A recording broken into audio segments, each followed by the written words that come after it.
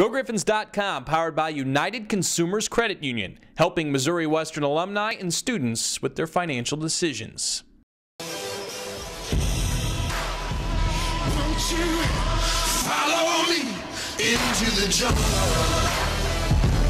Ain't no God on my streets in the heart of the jungle. Won't you follow me into the jungle? You know, there is a lot involved. I mean, first of all, you got to go evaluate them. You got to figure out who they are that you want to recruit, and then you know, there is that long dance as you go about it, and then they got to decide whether they like you or not. Then you got to really finalize who you're going to go on, and then it's all about those visits and bringing them here and making those decisions. And there's so many people involved, and it's such a finicky thing that if one thing's a little bit off or one thing's a little bit wrong, it can cost you the whole thing. And I too want to give thanks to, first of all, our coaches in the back there that just do a tremendous job of spending time away from their families and working hard and you know from June on. And you know, sometimes probably I don't make the decision they want me to make when it's, hey, they really like a kid and I don't quite make the decision on them, or maybe I'm the one that screws it up in the final thing or whatever it is. But it is a low. I always talk about when you recruit people, you know, it's almost like a batting average in baseball. 300 is really good. Well, 300 is probably pretty good in recruiting football too. If you get about 3 out of every 10 that you go on. So it is a lot of it's like selling insurance. A lot of it's getting turned down, and those guys do a great job of it, and when you get to this day, there's a sense of accomplishment when it's over. Administrators, obviously Natasha has put up with us a lot with paperwork, and on Thursdays or a Friday at 4:30 she wants to go home, and one of the Bells hasn't got their stuff in yet, and you know, she's frustrated because they got to do it for an official visit, and Aaron's not even listening to me, hear me to dig on him, but you know, Eric is involved in a lot of stuff. Eric Kramer, Nick McCutcheon's this last second here today, all the things he's doing, Ryan's videos. I mean, those are huge, huge things in the recruiting process. And also professors that you ask to come up and on a Saturday for lunch, or sometimes we did it on a Monday on a Martin Luther King Day for breakfast, and just to come up and spend an hour and visit with a kid about their their field of study and just talk to them a little bit. So it's, you know, there's so many people involved. I mean, just even maintenance, how they present things, and the dorm people, how they do things, and it does take a village to literally get a recruit as well. So obviously this class, if you look at, has some local things going on there. I mean, I think Missouri Western to me has a certain regional obligation to get local kids, and to me, we are the regional institution. We are St. Joseph's University, and not that these kids can't play. They can, or I wouldn't offer them, but there is an obligation to do it. And I think the world of these local high school coaches, and when they tell me a kid can play, I listen to them and we go on them. I know Brennan Ewing is here, St. Joe Central. I see him walk in. I think it's the very first time we've had actually a signee attend the press conference, but that's good. Him and his family. And then Eric Martin, Preston Martin's father's here, and Preston somehow got left off of this. I think it had to do with his questionnaire thing. It's probably my fault, and something I told him to turn in, but we'll talk about him as well too. So certainly some local flavor in it. I believe we have 2 Lafayette kids, a LeBlanc kid, a St. Joe Central kid. We have a Maysville kid, and we have a Plattsburgh kid. The Plattsburgh pipeline continues on, and if that kid lives up to what used to happen for Plattsburgh kids, that'll be a good thing too. Certainly some Kansas City kids, Southwest Missouri, you name it, St. Louis presence again, and a couple transfers on that sheet that we can talk about. We did end up scholarshiping and signing. At this moment, there's 3 specialists. There'll be a 4th one, just didn't get his stuff in, but Jay White always does a tremendous job of developing kids. A lot of our putters and kickers have been walk-ons, with the exception of Greg Zerline and Brad Beckwith, but I think every one of those other guys have been walk-on type people that Jay's turned into something. So now I told him the pressure's on. I've given you 2 scholarship punters and 2 scholarship kickers. You better make something out of them, and so I'm sure he will. So I'll talk about the local kids first, and then we kind of go into questions. The 2 Lafayette kids, Preston Martin is a receiver DB that I think a lot of. I think he plays really well. I think he could probably play either side of the ball. Either secondary or receiver. He wants to be a receiver. That's where we're going to play him. I know he's got a lot of athletic ability, very smart kid, good student. Quindarius Bass, a big kid that I think will figure into the mix inside. I think that Connor Haynes from LeBlanc. As a kid, I think he's been playing a D end of his hand down and tackle. I don't know if he's going to have the size to do that, but Coach Dudek thinks a lot of him and his intelligence and the type of strength he has. We might be able to stand him up and try to make him a linebacker. Brennan's in here. Brennan Ewing, I think, is going to be he's got a lot of potential to be with his feet and his size. I think we haven't talked much about it. I think maybe, I don't know if he wants to play D-line or not, but I think O-line's his future, and I think he can be a really good one there and really turn into a really great football player for us. Down the road in Maysville, we have a young man by the name of Josh Riggs, who is one of those diamond. There's a town nearby that we had a really, really good football player from him, Macon Allen. I don't want to put the Macon Allen tag on him, but Josh has that kind of frame, had the long arms. He's not quite as wide in the hips and legs as what Macon was, or Macon is, probably still is today. Josh has the long arms, the height that turn into something pretty special. And then, of course, Le'Aaron Hicks down the road at Plattsburgh, who is a 265, 270-pound running back, and he plays some quarterback too at times. He's going to be on the defensive side for us, either, again, with his hand down as a DN, or maybe even try to make him a strong side outside linebacker. He's kind of got a little dancing bear thing going a little bit, got great agility, and can move around and play. So I'll just open up to questions, and I'm sure it'll, spur me into further discussion.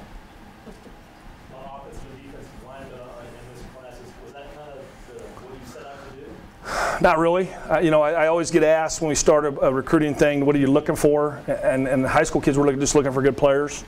When we get up, we set that board up.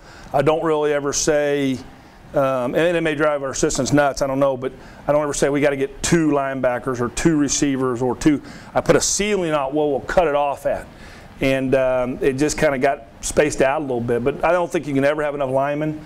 I think when you get to the point that you're trying to get transfer linemen, you're beating your head in the wall, because everybody in America is looking for transfer linemen. And if you look down through the history of what we've done on both sides of the ball, O-line and D-line, it's the kids that we've gotten and developed them and spent 5 yards building them. And those are the ones that 5 years, not 5 yards, 5 years developing them and making them better. Those are the ones that have been great players. So we're excited about a lot of those kids. A lot of them are guys that we have a lot of faith in both our line coaches in developing young men. I mean, I talked about Jay, but I think Throck's a great teacher, and Wes does a great job of building those kids. And it's going to be up to those guys. If they want it, they're going to turn into great linemen. Talk about the transfers, especially the Coffeyville, the wide receiver. Do you expect him to be that guy right away? Yeah, and that little thing, that was a kind of a dig at some of my, the Twitter, the young Twitter world, that when they get a commit, they go boom and say, this is a real boom. Sometimes they say boom, and those guys are not booms, but this is a boom. This kid can really play. He's a great athlete. He can run. He's a guy that probably DeJuan Ussery can develop maybe a little bit as a pass catcher, but he still catches the ball really well. And I think Aaron's going to do a good job with him. He's also a return man. He's a guy that can take a tunnel screen and take it 80 pretty easily in the hitch. You give him space, he's going to make that corner miss and go, 80, like I said. Or if you decide you're going to bump him up to take away that space, he's going to run by on a fade. So looking forward to him. Then obviously Matt Vincent from Fort Scott fills a void. I mean, we have no kickers and punters on our roster this very second, and that's an alarming issue. I guess you go for a 4th down every time, and or go for 2 every time. But we like Matt, and again, we're attractive to specialists. I mean, with our indoor and type of surfaces, and we're one of the very few colleges that have a specialist coach like Jay White. Talk about going after a specialist, because obviously that was a need. How did that play out? Do you let Jay kind of look at who he wants to? How does that work? I let Jay sell them on their hair, and we make the decision who can do that. But Jay has some call. He has say who he likes. But we had some kids. There were some kids we looked at that could do both. Could not really make up my mind whether I wanted to transfer or not, but Matt Vincent kind of came forward, and Wes Bell started recruiting him and was really interested in us. We came and actually tried him out in the indoor, did a nice job, and I know he's punting, but he better be banging it off the roof, and he was.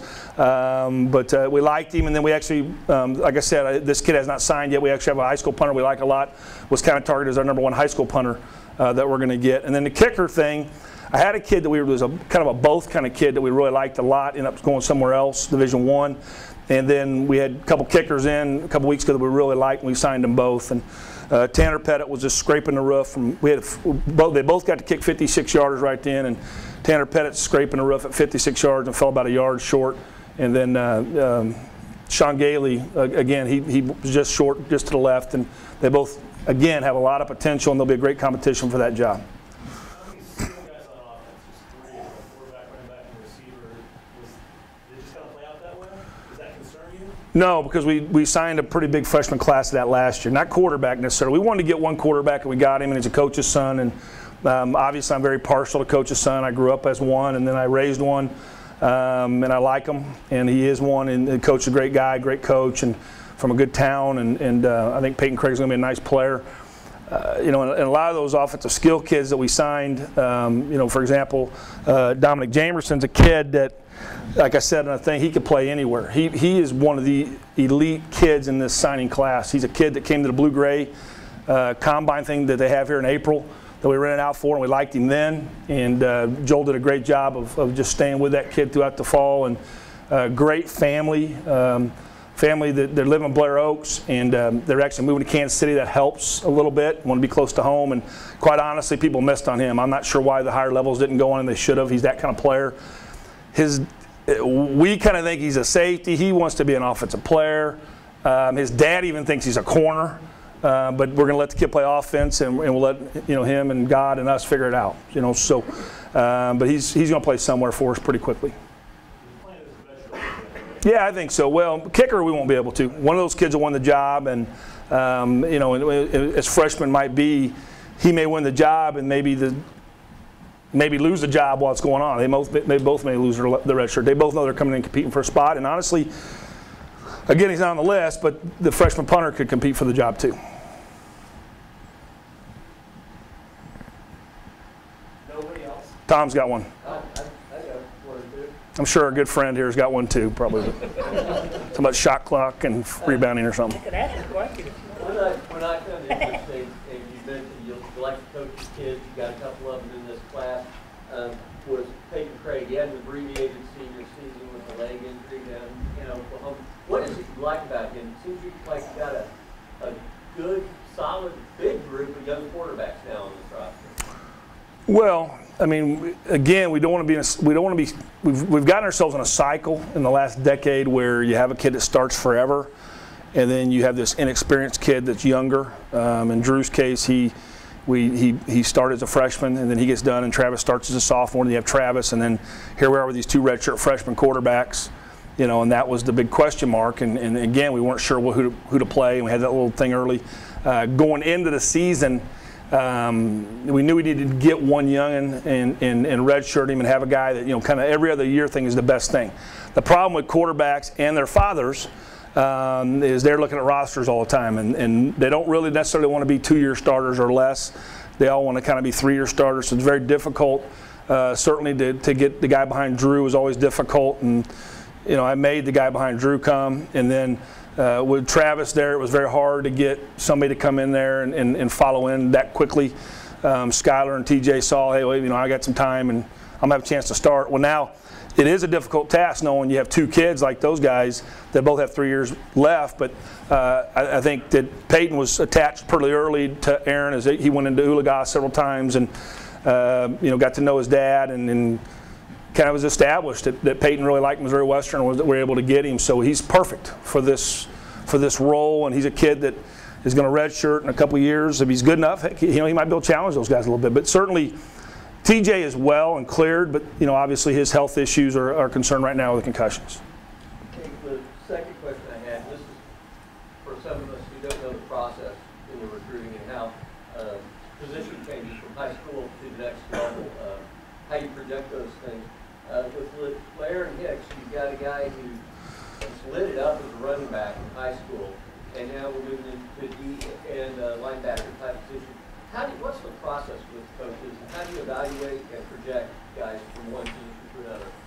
Well, 260, 270 doesn't happen every day, and so those guys usually need to be in a more of a front capacity. We also are loaded with tailbacks in our system, so that's not where he needs to play. And I really don't think Learn's a quarterback at all. I think they snap to it and let him run around a little bit. And anybody that coached him, I talked to him, felt like that defense is his future.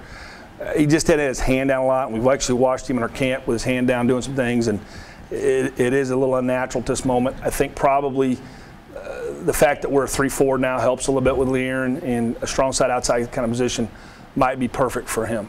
So, you know, there's nothing I really haven't talked about. I am really, this group has a Griffon kind of a lineage kind of thing going too. There's several guys on here that have been either coached by Missouri Western people, and actually one of my old coaches' sons, Colton Hedrick, has signed to play for us too. So it's really, really good to see Missouri Western people funnel their young men to Missouri Western. It's very refreshing.